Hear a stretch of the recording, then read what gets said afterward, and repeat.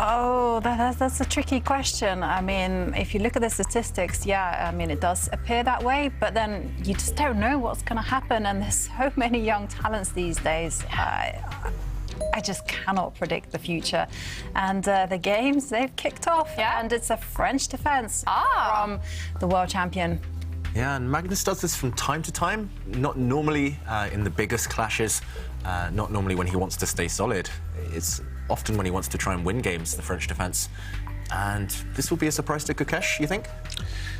I think this will be not a massive surprise. I think Gukesh has come prepared for this. I'm very curious what he chooses. Just very quickly, though, that last graphic, there was a certain number in there that spooked me. Giri was only 1677. It was a typo. There must have been 2677. That was a quick improvement over 2 years. Yeah, there was a little typo in there for everybody watching. I'm impressed you noticed. Yeah, I'm attention to detail. Yeah, that's good.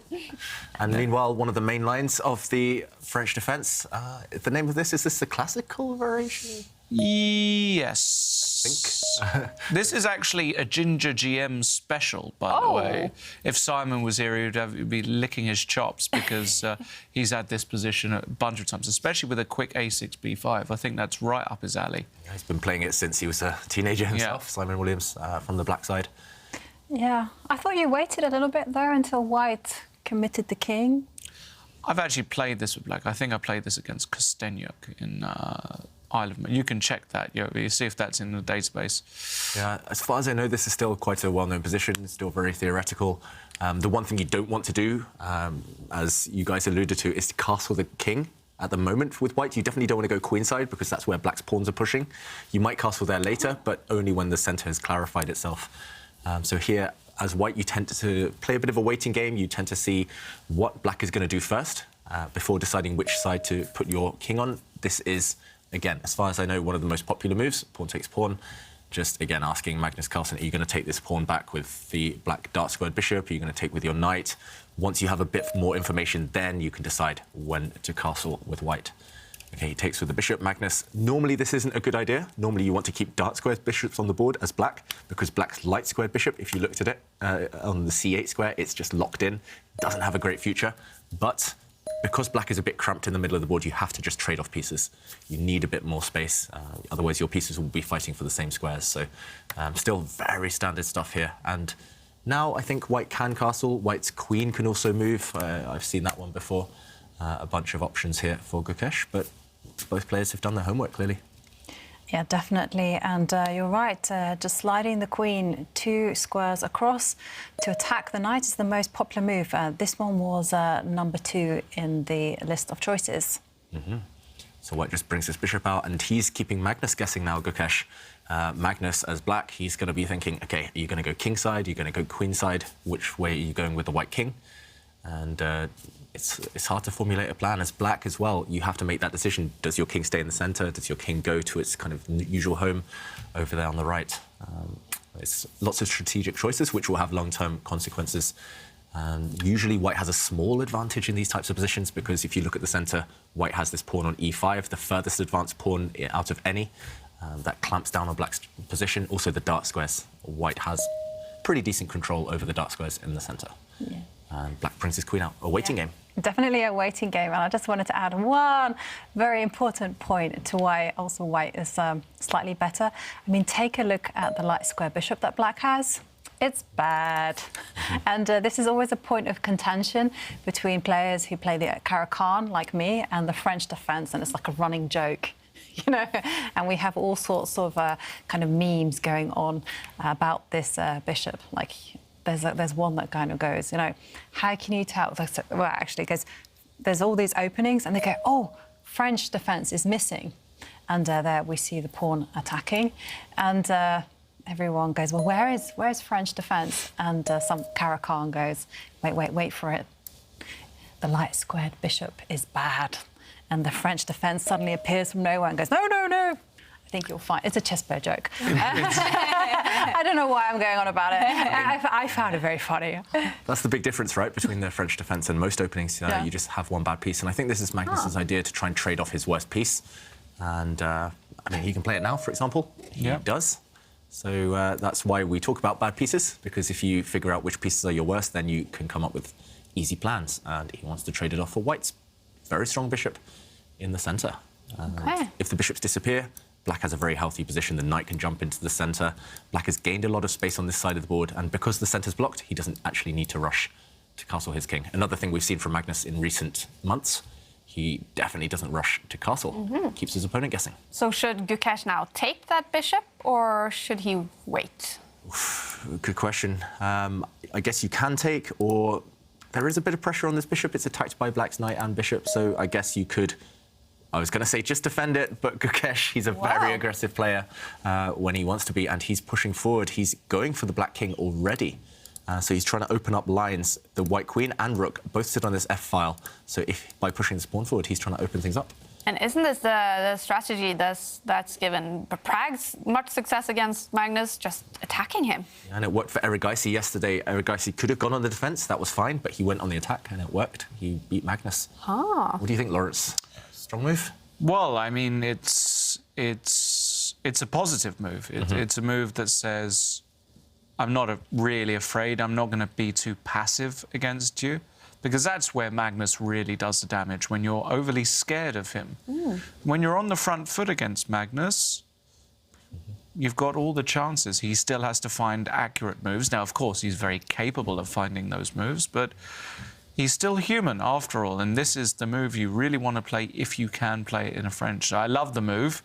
I don't know objectively how... Well, I mean, the bar says it's slightly better for black, but I don't know about that. Yeah, it's just too random. It's also theory. Is it? It's been played before. Yeah, I mean, we have people like Laurent Frezonnet playing it, Mathieu Bertel, a Polish grandmaster, Mashta Vasilis, Demetrius, a Greek grandmaster, and Robert Fontaine, so another French grandmaster. So, yeah, everyone is, well, challenging black, because I guess you have to, because if black is just trading off those light-squared bishops, then he's kind of maximised absolutely everything that he wants from the opening. And Jovanka, so pawn takes pawn was played by Magnus. Fair enough, capturing a pawn. Has this been seen before? And if so, what kind of scores are we used to seeing? Does white win a lot of games here, black? OK, so here are the stats. So pawn takes pawn, very much the top move. And it's a 37% win rate for whites, 44% for black. Wow. So, yeah, the stats are not in white's favour. No. Yeah, maybe Gukesh has other ideas. Maybe he hasn't analysed those numbers. I mean, I guess white clear can take the pawn back. Or I was about to suggest as well, this knight move, very natural. Now you've temporarily sacrificed a pawn, but black now has an isolated pawn in the centre. Yeah, if you can capture this one, you'll gain time as well against the black queen. Very tense. Wow. Let's go back to the players. I like Gukesh's opening choice, though. He's not scared of Magnus. And just defending that pawn with the black knight. Let's also take a look at their Aimchess head-to-head stats, Gukesh and Magnus Carlsen. We do know Magnus Carlsen is fantastic in the endgame, but Gukesh, definitely not bad himself. And I actually noticed he's quite close to Magnus on most stats. How sensational is that for a 16-year-old? I mean, yeah, it's very promising signs. I guess the biggest difference is just the endgame, but also the resourcefulness. That's something that will come with age for Gukesh. Endgames, you'll have more experience, you'll study them more the older you get. Also, resourcefulness, you get a bit trickier. The older you get a bit more wily, and you learn how to set practical problems for your opponent in tough positions. So, yeah, impressive. What do you think, Lawrence? Yeah, no, of course. I mean, to play like this at 16 is just... It's mind-blowing. It's yeah, he's just, as we saw in the graphic in the intro, just a couple of points off Wei Yi's record, but he's got a bit more longevity about him, it seems. Wei Yi's an interesting story, which we can discuss another day, because when Wei Yi got to that rating at 16, everybody was saying that this kid is going to be... And he didn't manage to find that next level, yeah, for whatever reason. But you have a feeling that with Gukesh and the system and the support network that he has, not just, you know, even so with the tweets, right? He's got the whole country behind him. So I think having that support system is actually massive. And... he's got the talent, and look at him. He's just, he's doing a, you know, he's trying to literally rip Magnus's heart out with these moves. He's F5, E6, so he's trying to... I mean, fair play. Yeah. You've got to give him credit.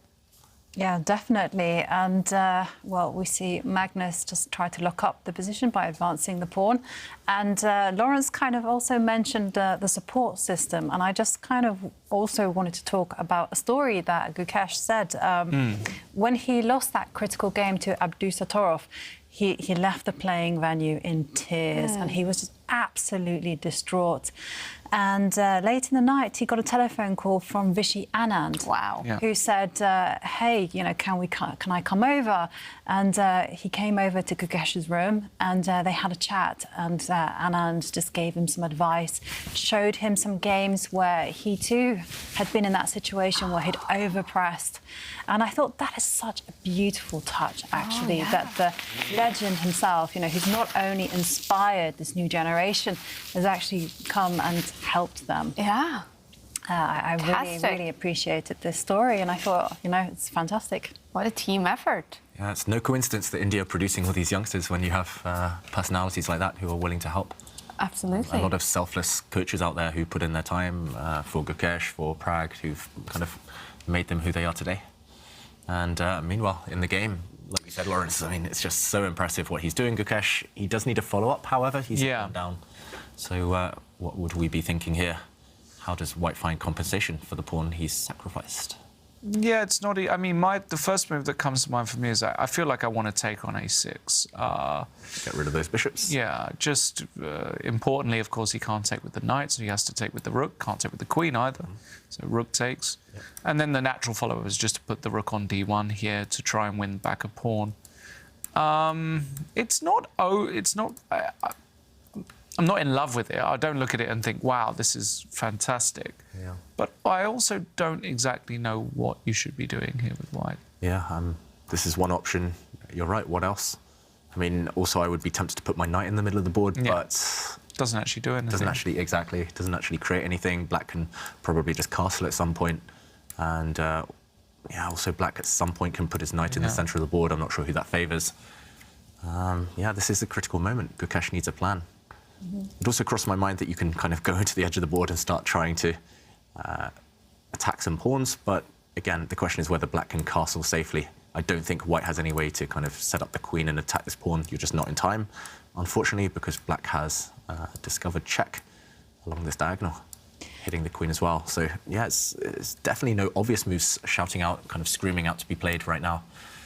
This is one, but what else? Jovanka, have we seen this position before? We have seen it. I mean, there's only been a handful of games, but in that one particular game, White just centralised the rook. So, yeah, it's trying to do the idea that Lawrence spoke about. Yeah, so indirectly attacking this pawn. Sorry, importantly, bishop takes d3, rook takes d3 is the idea. You don't have to take back with the pawn. Yeah, take with the rook. Make use of this pin. Black Knight can't recapture, and yeah, this looks like a better version of the variation we looked at, just because now this one is attacked twice. You can defend it with the Black Rook, but White can keep piling up on this pawn if he wishes. So this looks like maybe Gukesh's safest option, or at least one of the most sensible. But he's thinking in this position whether to bring his rook to the centre. And yeah, I mean, you mentioned Wei Yi there, and Wei Yi's still very strong, of course, but he's still the same rating, and I think that's a cautionary tale that these top players, they still have to keep working. Not everyone's going to hit the top level. We mentioned Gukesh, Erigaisi, Prag, but maybe one of them will hit 2800. Not necessarily, I mean, maybe all of them will hit 2800, but there's no guarantee for any. And I think it's nice to have the rivalry as well, just especially within India, they're kind of pushing each other to greater heights. Okay, he plays a very mysterious rook move. That's a very Karpovian move, that is. That is Karpov to a T. Doesn't work, but it, you know, the spirit was there. Yeah, that's... I mean, we all, I think, understand the idea behind this move. He's trying to persuade Magnus to play bishop takes bishop, then after White recaptures, the White rook on the c-file becomes open, but Magnus is never, ever going to capture that bishop. No. Very strange. You're asking your opponent to do something, but you're making it pretty obvious what your plan is. And Magnus just immediately castles. In move 19, another game where he castles very late. Yeah. Yeah. You normally don't want to castle past move 10 or 12. That's what I was taught, at least when I was young. But yeah, it's strange. Do you think that was a mouse slip by Gukesh? Do you think he wanted to put that rook on the D file? No. But surely you have a plan now. It does kind of feel like a mouse slip, to be honest with you, because... I think we would have seen a bigger reaction from him if he mouse slipped. He's looked calm the whole way through, so... So where did he want to put it? Probably the square he chose. But maybe one square to the right, so the D1 square, that's the most natural, at least, by far. And why is that more natural than the C square? Both are covered by a pawn in front of it. Yeah, so if we jump in just to show this, so in this position... you said D. Yeah, the D file. Okay. So we were advocating the D file just because next move, for example, if black did the same as he did in the game, if Magnus castled, now at the very least you could play bishop takes bishop, black has to recapture with the rook, and now the rook is actually hitting a pawn, so you can actually regain a pawn. And here you have probably just equal chances. You hit the knight, you hit this pawn. Black can, for example, capture this guy, but we'll just see a bunch of exchanges and probably an equal endgame. So Gukesh, by putting his rook on the different square, the square he chose, if we go back to the game position, what's it doing here? Magnus castled. If Magnus had played bishop takes bishop, now we finally understand why the rook is here, because after pawn takes, suddenly the rook comes to life, hits this knight, using this pin as well. But Magnus, of course, he'll never, ever take this bishop. What's your rook doing here? So is it kind of protecting that bishop then? Yeah. What? I mean, he pushes forward. Oh, this is the idea. This is the only plan, I think, to open up the rook. Yeah, so this knight is not actually attacking the bishop because of a pin along this diagonal. The black knight can't move because the black queen would drop. And if bishop takes bishop, now we see, again, an attack on this knight. Magnus, though, gets out of the pin. And not just does he get out of the pin, but he attacks this bishop, he attacks this knight. Oof, looks very strong for black. Magnus is in his element. Yeah, just one... I think Gukesh was trying to be a bit too clever. Maybe he should have just kept things simple. OK, bishop takes bishop has been played. The rook recaptures. Still a problem with this knight. Still a problem with knight takes pawn. Still a problem with the knight coming into the centre. And black's a pawn up. Yeah, and one of the things that I also noticed is that white is really lacking choice because, as you've highlighted, black's pieces are very active and you can't just like casually move back, retreat the knight that's under attack because the knight jumps into the D3 square and, well, that's going to favour Magnus big time. And so you can't do that. So you're either going to have to shuffle a piece over to protect that knight. You can't even throw in intermediate moves like pawn takes pawn and go, hey, look, I'm attacking your knight because still the white knight is under attack and you can just recapture the pawn. Yeah, you can recapture the pawn. I think maybe even stronger is to put the black knight into the centre, hit the queen. The queen has to use this square to protect her knight. And now you just simply capture. And like you say, Ivanka, just this one attacked. This pawn looks very strong, but actually it could just drop off at some point in the next few moves. And OK, we see this variation on the board.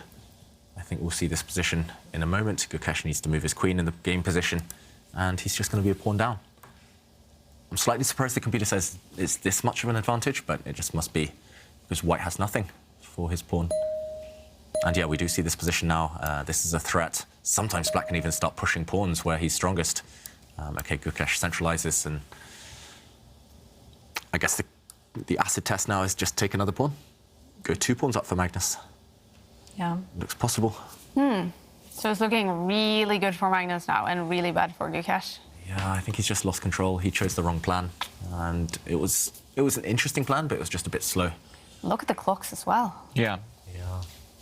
No, I didn't like this rook AC1 move. I think Gukesh had to play a lot more simply. Rook AD1, try and win the pawn back. Wasn't much.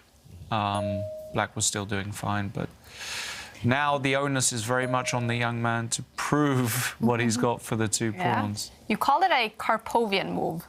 What is that? What was Karpov's style that makes this a Karpovian move? A lot of Karpov's moves were what are known as prophylactic moves, and what that means is anticipating what your opponent wants to do. So he was anticipating. If we go back to that position, David, we'll probably have to show that. He was anticipating a trade on d3. So if he's anticipating that the c line is going to get open, then having the rook there already benefits him because he's already got a rook in perfect placement. But it didn't quite work here. The spirit was right, but the execution wasn't quite right. So. But now the rook is free. Yeah. And it is in that very nice 7th heaven. Yeah. On the 7th rank.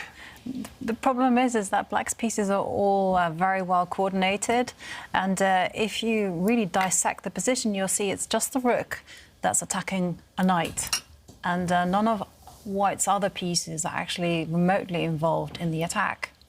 Yeah, at the moment, black has perfect centralization as well, Sorry, with the pawn, queen, and knight. Just saw that tweet where someone described me as the Susie Dent of chess. So. Apparently, I'm the Rachel Riley.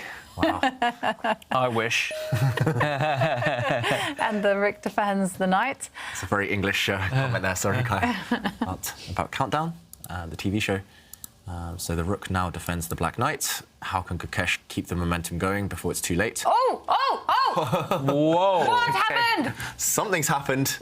It did feel a bit wrong for Magnus to play this move. I actually thought Magnus had something a bit stronger, but what is in the air? We have to figure it out. Rook takes e7 is a threat, and queen d8 wins. Oh, he's brought his queen forward. Okay. Yes. Wow.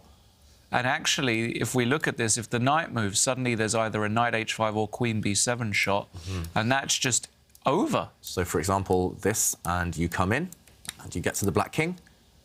What? That's just like that. No reaction on Magnus, but he obviously has blundered big time. Is he seeing it now? I think he's starting to realise it's not actually obvious. I mean, if you showed me this position, even after white brings the queen in, I would be thinking, OK, there must be a defence for black.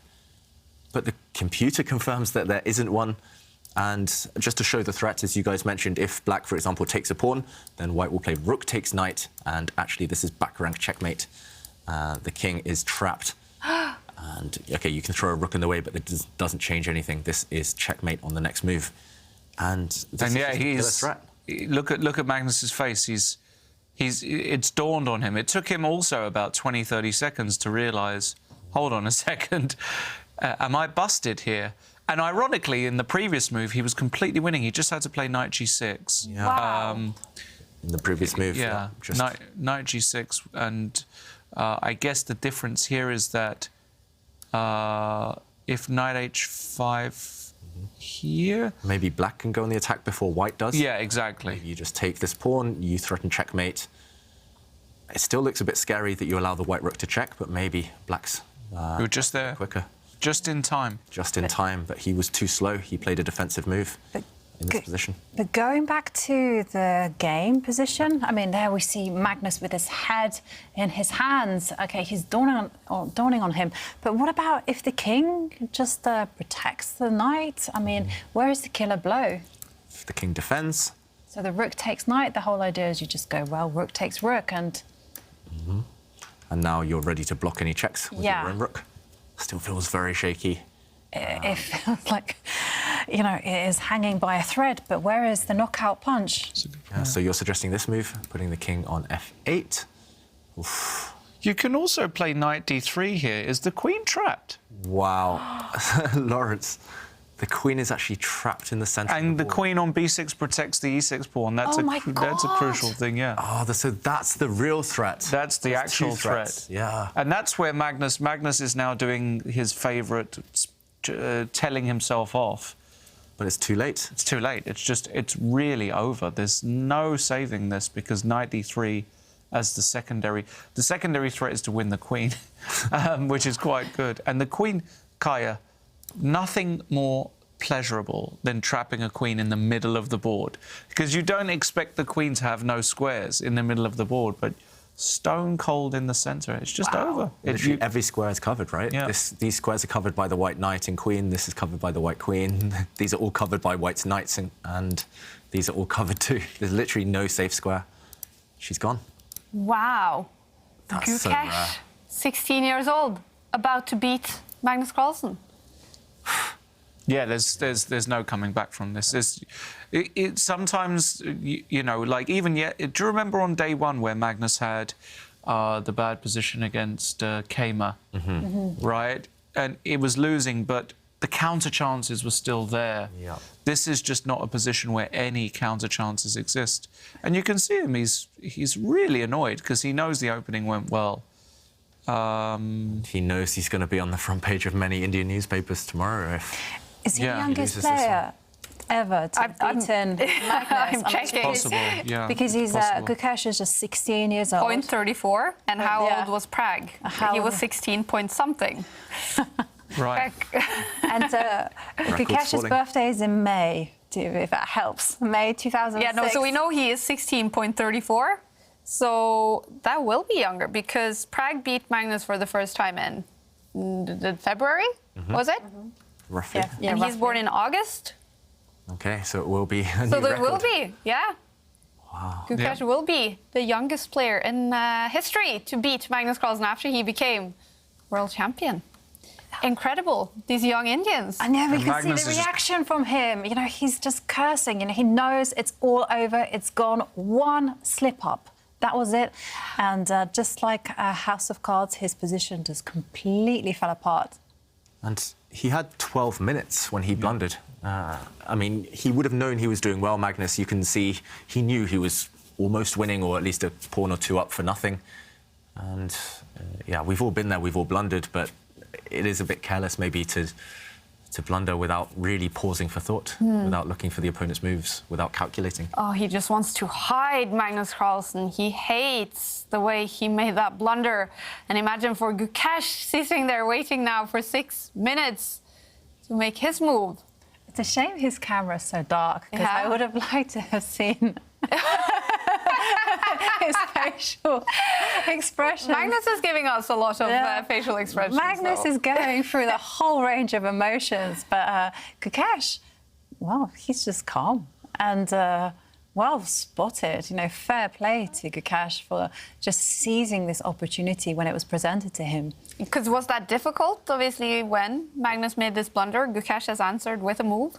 I mean, it only becomes obvious once you see it, really. I mean, it took us a while to realise, especially the second threat. One threat was obvious, rook takes knight. That one is crystal clear. Maybe Magnus even spotted that, but I think he must have missed this second threat of trapping the black queen. And yeah, I mean, even when Gukesh played that move with 5 minutes or 6 minutes left, when Gukesh played that move, he won't have been 100% sure he's winning. He would have thought, OK, I've got two threats. Maybe the opponent has some way to deal with it. But now he sees Magnus stop for 6-7 minutes. He's going to be, I mean, firstly, calculating, realising black has no defence, but he's going to be full of confidence that he's going to finish this off now. And I'm just trying to find a way that defends even a few more moves, and I just can't. There's just no move. It's just really over, and I think Magnus will actually resign. Immediately, you think? Yeah, I think he's just going to resign. I think he's just very rarely have I seen him so irritated. I just checked the computer evaluations to see whether there was any way to extract the queen from danger. Nope.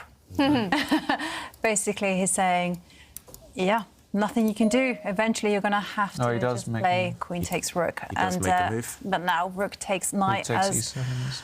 as Lawrence pointed out earlier, that's on the board, and that's going to be just devastating for the world champion. Yeah, just to show once more, this rook is poisoned. It cannot be captured because of checkmate in 2 moves. This is deadly. This is a check. The black king has no escape squares.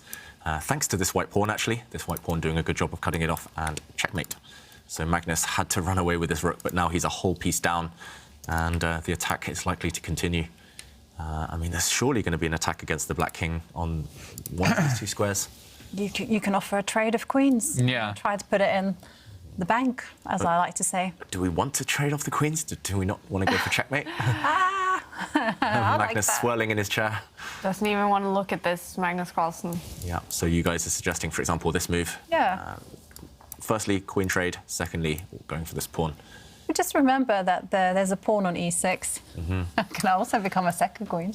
Yeah, maybe this is a good move. Maybe Magnus Looks is... like a great move to me. Yeah, maybe Magnus's one trap is after queen to this square. Yeah. He'll give a check, I guess, and maybe he'll take the white knight. Because Yeah. if the queen is captured now, then suddenly it's white who gets checkmated. along the back rank, but also just to show that this is just one check. The black king can suddenly hide in the corner, but Gukesh won't fall for that one. And yeah, in the current position, this looks like a immediate win for Gukesh. Queen's off, you'll just win with your extra knight. Maybe there are other ways. You just have to make sure you don't allow a counterattack against the white king. Shocking, really. 4 minutes, he should have this in the bag now. Yeah. Gukesh. I mean, he's going to be... He understands he has to still tread a little carefully here, even though the machine is saying plus 8.3. A bit of care is required. And look, I mean, the kid is... he's good. I mean, he just finds the way. And here, actually, Magnus is obliged to trade queens. Queen e3 check, king h1, and there's no follow-up, actually. Yeah. The key difference now is that the white queen protects her knight on f4, right? So that trick we saw in the last variation just doesn't work. Also, I want to point out, like, let's say queen e3 check, king h1, and let's say rook takes b2, just to try and get a nice little mate in 4 here. Rook takes h7. We're probably going to see it, Lawrence. Yeah. This, Lawrence. The king is going to go to the corner, and, well, since you're a piece down, you might as well For example, going for checkmate. Yeah. Yeah. And rook takes pawn. And now a lovely rook takes pawn again, just removing a key defender, knight g6. And it's Queen over. f7 is a mate. It is over. Magnus Carlsen loses to another Indian teenager. It's a massive win for Gukesh at only 16 years old. He becomes the youngest player ever to beat world champion Magnus Carlsen after he became the world champion. What is Gukesh feeling like right now?